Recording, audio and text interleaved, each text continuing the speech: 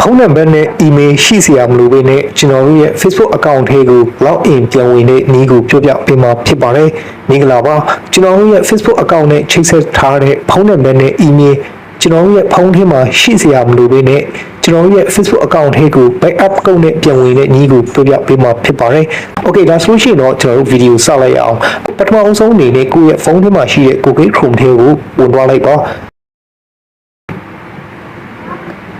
Okay ကျွန်တော် Chrome ထဲရောက်ပြီဆိုရှင်တော့ access bar မှာတစ်ချက်နှိပ်လိုက်ပါဒီထဲမှာကိုကျွန်တော်တို့ facebook.com လို့ရိုက်ရှာပြီးတော့တွားလိုက်ပါm.facebook.com လို့ရိုက်ရှာလိုက်ပါဒီမှာပေါ့နော် m.facebook.com လို့ရိုက်ရှာလိုက်မယ်ပြီးတော့ကျွန်တော်ဒီ website ထဲကိုတွားလိုက်မယ်ပေါ့နော်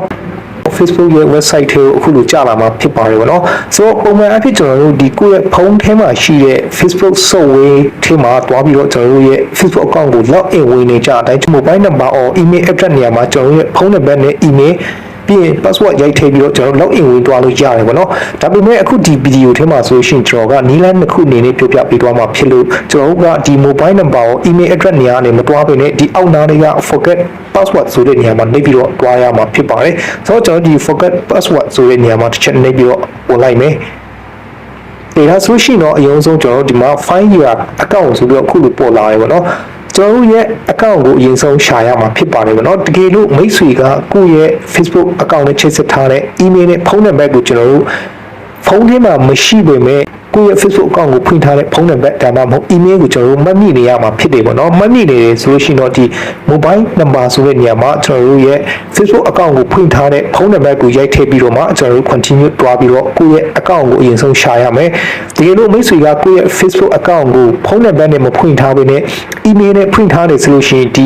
ီအောက်နားလေးက access my email address နေရာမှာနေပြီးတော့မှ email address နေရာမှာကျွန်တော်ရဲ့ Facebook account ကိုဖွင့်ထားခဲ့တဲ့ email ကိုကျွန်တော်ဒီနေရာမှာရိုက်ထည့်ပြီးတော့မှ continue ကိုနေပြီး Facebook account profile ကိုရှာလိုက်လို့ရတယ်ပေါ့နော်ဒါကတော့တနည်းပေါ့နော်ကျွန်တော်တို့ကိုယ့်ရဲ့ Facebook account ကိုဖွင့်ထားတဲ့ email နဲ့ဖုန်းနံပါတ်ကိုမှတ်မိတယ်ဆိုလို့ရှိရင်ဒီမှာရိုက်ထည့်ပြီးတော့ရှာတယ်ကိုယ့်ရဲ့ Facebook account ကိုဖွင့်ထားခဲ့တဲ့ဖုန်းနံပါတ်နဲ့ email မမှတ်မိတော့ဘူးဆိုလို့ရှိရင်မိတ်ဆွေအနေနဲ့နောက်ထပ်နည်းလမ်းတစ်ခုအနေနဲ့ကိုယ့်ရဲ့ Facebook account profile ကိုရှာလို့ရတယ်ပေါ့နော်အဲ့ဒါကတော့ကျွန်တော်တို့ဒီအောက်နားလေးက save file email ပေါ့နော်ဒီနေရာမှာကျွန်တော်တို့နှိပ်ပြီးတော့မှကျွန်တော် mobile number ဒါမှမဟုတ်ဒီမှာ email address ကိုကျွန်တော်ပြောင်းထားလိုက်မယ်ဒီလိုပြောင်းထားလိုက်ပြီးတော့မှကျွန်တော်တို့ဒီထက်ကနေတစ်ချက်ထွက်မယ်ပေါ့နော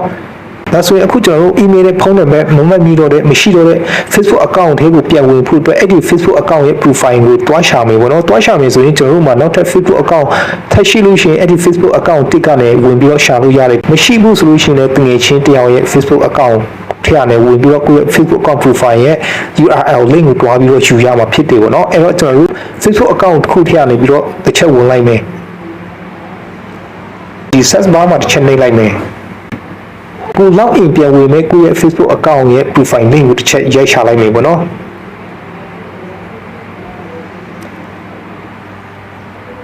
Okay ကို log in ပြန်ဝင်မဲ့ကိုယ့်ရဲ့ Facebook account profile ကိုတွေ့ပြီဆိုလို့ရှိရင်တော့ကျွန်တော်ဒီ profile ထဲဝင်လိုက်မယ်ပြီးတော့အောက်နားလေးကအဆက်3ဆက်မှာတစ်ချက်နှိပ်လိုက်မယ်ပြီးတော့ကျွန်တော်တို့ဒီအောက်ထပ်ဆင်းသွားလိုက်မယ် Okay ဒီအောက်ဆုံးနားလေးမှာ your profile link ဆိုတဲ့ဒီအောက်နားလေးမှာကျွန်တော်ဒီကိုယ့်ရဲ့ Facebook account profile ရဲ့ link ကိုအခုလိုမြင်ရမှာဖြစ်ပါတယ်ဗောနော်ဒီမှာ www.facebook.com/ ရဲ့အနောက်နားလေးမှာကျွန်တော်ရဲ့ Facebook account username ကိုအခုလိုမြင်ရမှာဖြစ်ပါတယ်တချို့တော့ Facebook account profile URL link မှာဆိုလို့ရှိရင်တော့ဒီ .com ရဲ့နောက်က နောက်မှာကျွန်တော် username မထည့်ထားဘူးဆိုလို့ရှိရင် Facebook ကနေပြီးတော့ auto ပေးထားတဲ့ username ရှိတယ်ပေါ့နော်အဲ့ဒီ Facebook ကနေပေးထားတဲ့ username ဆိုလို့ရှိရင်333 345စသဖြင့်3နဲ့စတဲ့ခဏလုံးတွေပါနေမှာပေါ့နော်ဒီလို username တွေမပြပါဘူးဆိုတော့မိတ်ဆွေတို့အနေနဲ့ဒီကိုယ့်ရဲ့ Facebook account URL link ပေါ့နော် profile link ကို copy ယူသွားလိုက်မယ်ပေါ့နော် copy ယူလိုက်မယ်Okay ဒါဆိုရှင်တော့ copy ယူသွားလိုက်ပြီပေါ့နော်ကျွန်တော်ဒီထက်နဲ့ထွက်လိုက်မယ်ပြီးတော့ကျွန်တော်ဒီ Google Chrome ထဲမှာဝင်ပြီးတော့မှခုနကဒီ Facebook ရဲ့ official website ထဲကျွန်တော်သွားမယ်ပေါ့နော်ပြီးတော့ဒီမှာ find your account နေရာမှာခုနကကျွန်တော်ကိုယ့်ရဲ့ Facebook account profile link ကိုဒီနေရာမှာလာပြီးတော့ချပေးရမှာဖြစ်ပါတယ်မ mobile number ဖြစ်နေတယ်ဆိုလို့ရှိရင်ဒီနေရာမှာ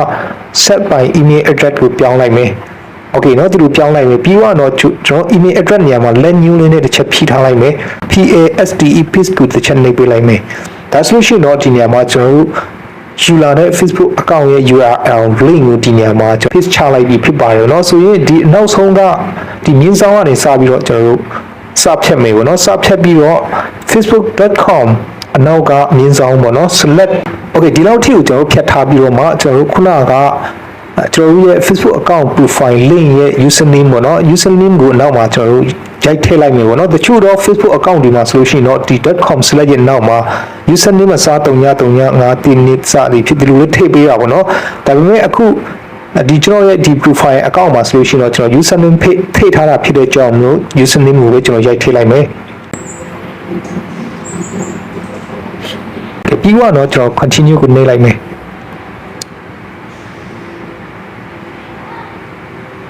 ဒီအောက်နားလေးက try another way ဆိုတဲ့နေရာမှာနှိပ်ပြီးတော့ဆက်သွားလိုက်မယ် try another way နေရာမှာနှိပ်လိုက်ပါကျွန်တော်ရဲ့ Facebook account profile ပို့လာမှာဖြစ်ပါတယ်ဗောနော်အဲ့တော့ကျွန်တော်ဒီအောက်နားလေးက enter password to log in ဆိုတဲ့နေရာမှာနှိပ်ပြီးတော့ဆက်သွားလိုက်မယ် continue ကိုနှိပ်လိုက်ပါ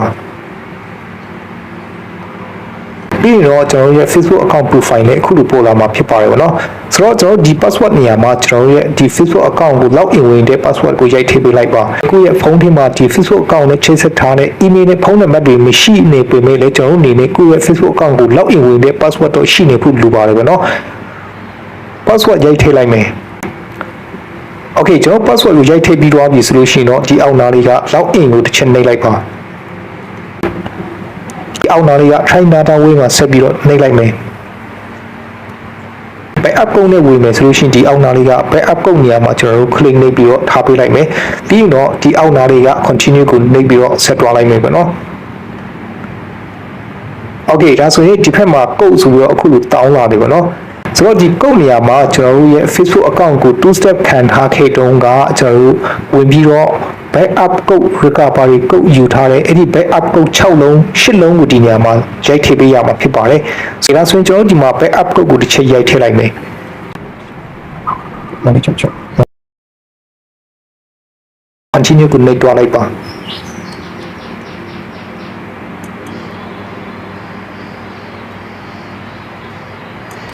okay ဒါဆိုလို့ရှိရင်တော့ဒီဘက်မှာဒီလိုလေးပေါ်လာမှာဖြစ်ပါတယ်ဗောနော်ကျွန်တော်ရဲ့ Facebook account ကိုပဲ upload တုံးပြီးတော့မှပြန်ဝင်လို့ရပါဖြစ်ပါတယ်မိတ်ဆွေတို့အနေနဲ့ဒီကိုယ့်ရဲ့ Facebook account ကို browser ထဲမှာတင်ထားခြင်းလားတင်ထားခြင်းနေဆိုလို့ရှိရင်တော့ set ကိုနှိပ်ပြီးတော့မှ log in ဝင်သွားလို့ရတယ်မတင်ထားခြင်းယူပဲကျွန်တော်တို့ log in ဝင်သွားမယ်ဆိုလို့ရှိရင်လည်း not now ကိုနှိပ်ပြီးတော့မှ log in ဝင်သွားလိုက်လို့ရတယ်ဗောနော်ဒီဗီဒီယိုလေးကတော့ဒီလောက်ပဲကျွန်တော်ရက်တက်လိုက်ပါတော့